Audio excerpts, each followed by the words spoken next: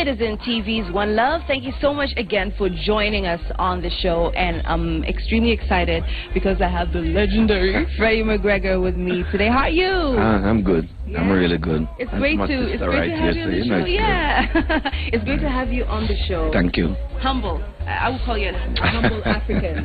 Humble lion. Yeah. You've been in the country for a couple of days. You know, you're getting ready for a big show. Oh yes. First time in Kenya?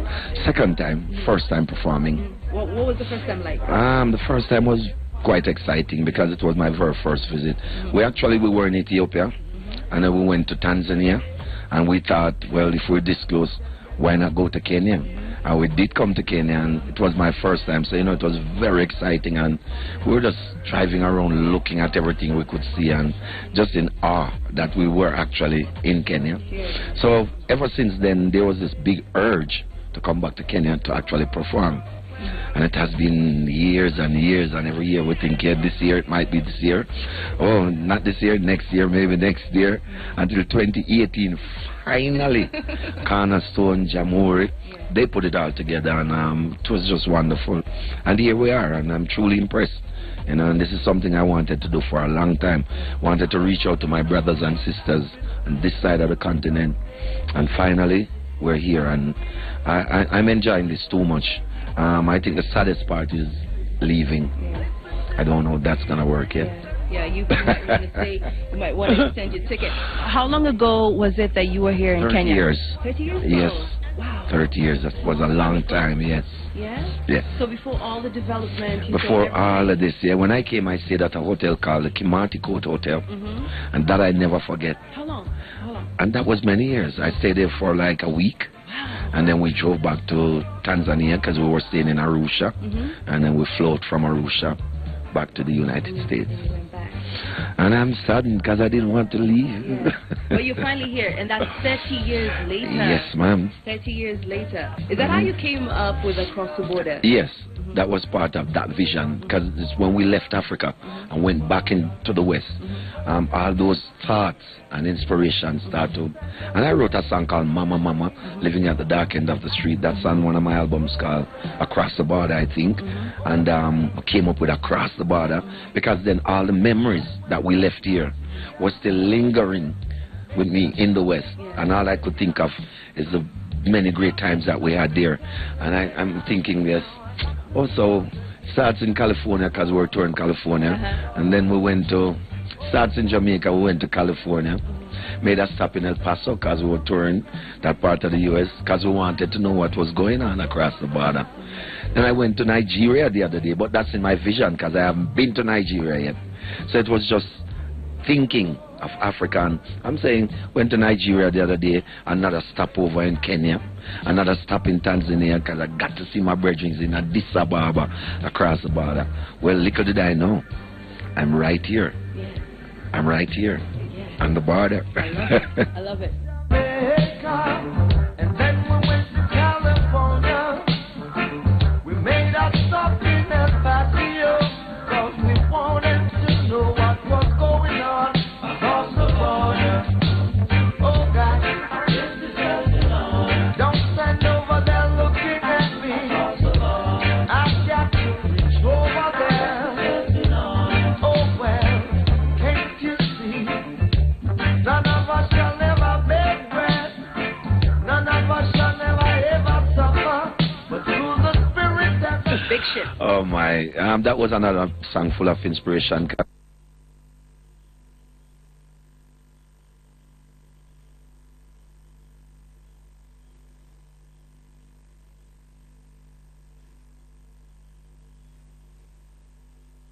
And has represented the people going back to Africa.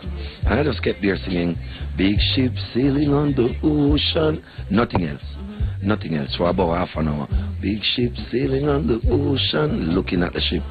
And a friend of mine, Linval Thompson, is a singer and producer. He came outside and I said, Linval, come here, look on the ship there, biggie man. And he looked and looked until he saw it and said, yes, really big. And I just kept strumming Big Ship Sailing on the Ocean. So we went to studio that day to record the album itself, tracks for the album.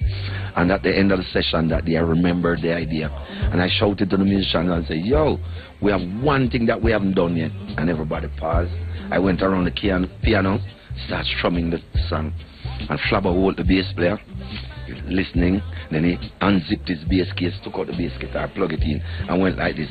Boom, boom, bim, pitim, boom, pipitim, boom, bim, pit, and would start to build the groove.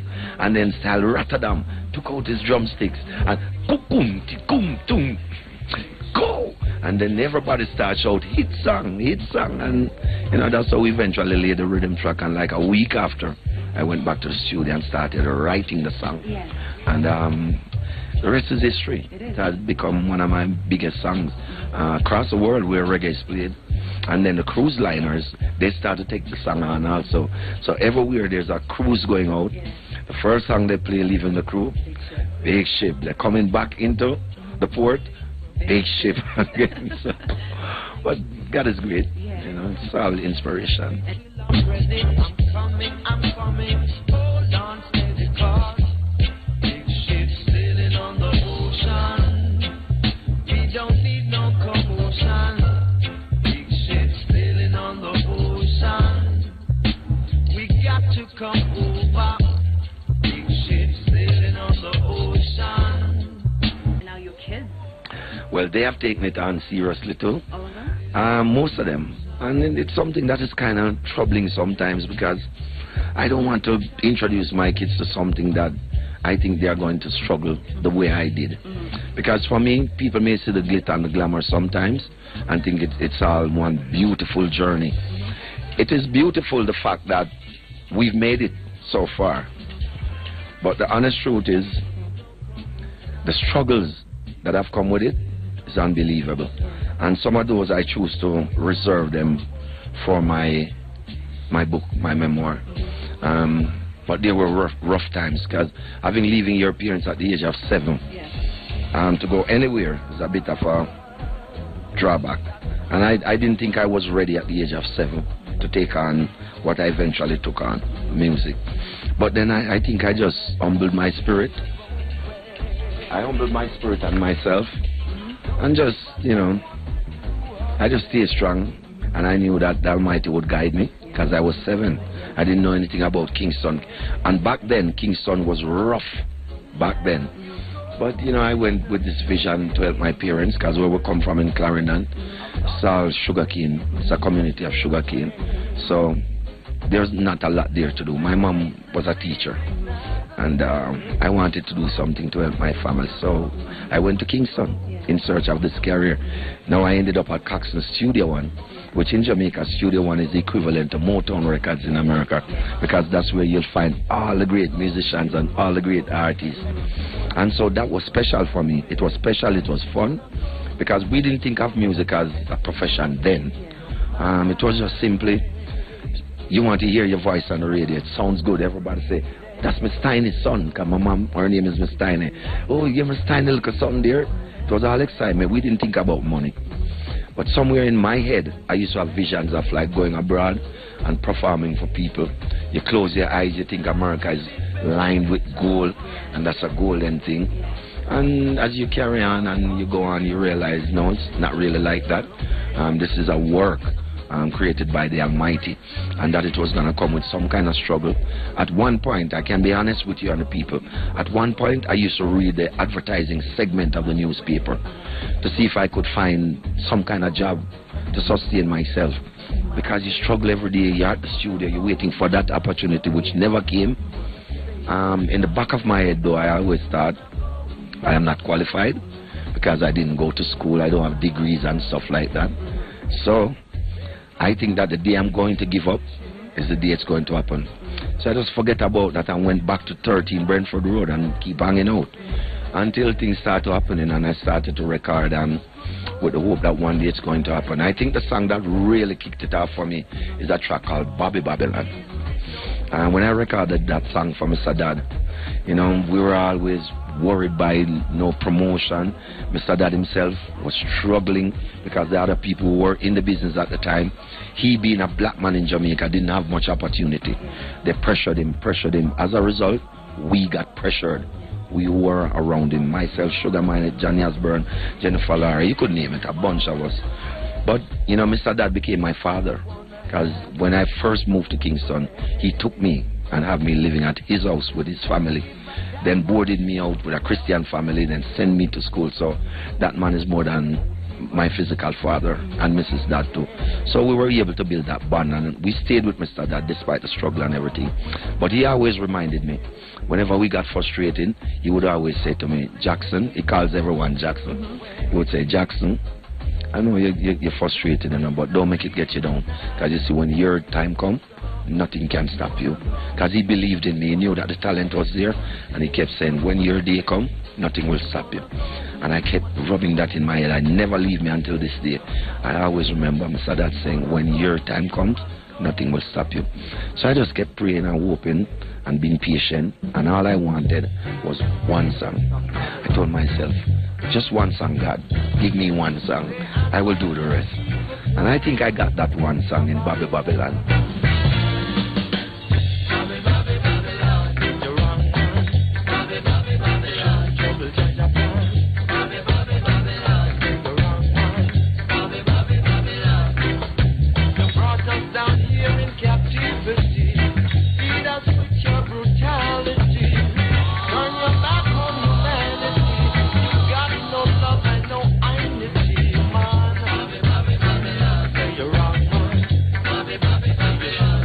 And then people start to say, yo, that little youth run Studio One and can sing, little Freddie. And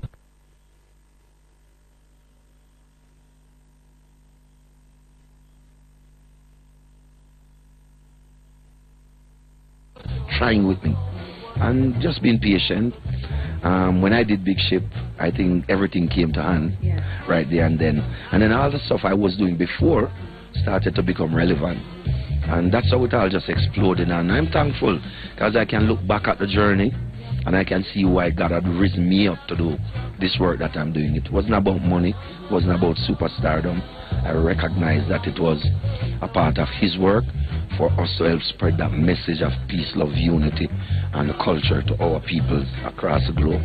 And I took it quite seriously once I recognized that, and that has been my mantra since then. And I haven't stopped at it. I just keep going. Very profound. Yes, indeed. Do you talk to your kids about the music? They understand most of what I've been through because we're a close family. While they were there honing their skills, I didn't even realize that they were so serious about getting involved. Because like I said earlier, you don't want to introduce your kids to something that they're going to struggle the way I did. So I was scared of that. But at the same time, I'm thinking, well, if they love it, it's up to them. and they loved it. And I have come now to recognize that most entertainers in Jamaica, their kids truly followed in their path.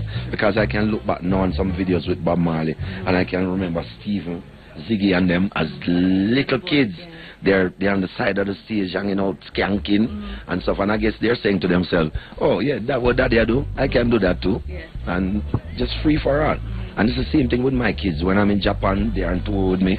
They're running up and down. And I guess Stephen was saying to himself, oh yeah, that's what Daddy do. I can do that too. And when as they grow up, they start to show more interest in it. And then that brings me to another point. And this is something I can teach all parents. That with your children, if you're able to provide the tools for them, they will in turn make you proud. I think a lot of our people, the problem is we do not have the resources to have the things that our children need to further develop themselves. And that's proof of me. Because if I didn't have a studio, there's no telling what Sheena and Stephen would become today. But the fact that I had the studio, I see how it helps them to be what they truly wanted to be. So I can equate that to other parents and family members to say, yes, if your kids love football and you can afford to buy him a soccer, just buy him that ball. Because next thing he's going to be on your national team. If he loves tennis and you can afford a racket, give it to him. Whatever a child shows interest in and you can afford to do it, do it, because that's what he loves or she loves. They're going to turn out one day to become at the top of their game. So that's just a message for parents in general, you know. Whatever your kids love, if you can afford to make them have it, don't hesitate.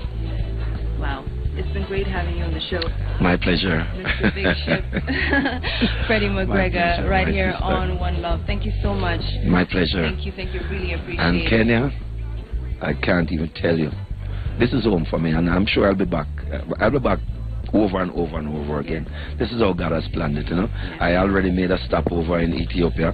I made one in Tanzania. Now I'm in Kenya, so I know I have to fulfill all the other stuff across the border. So it's working, and Jai is great. All right. Peace out. Freddie McGregor. Greetings. This is yours, Freddie McGregor, the real big ship captain. And you know you're tuned into One Love and Citizens TV. This is yours, Freddie McGregor, and you're listening to my girl. She's the baddest thing alive. Go, Freddie, go. Go, Isha, go.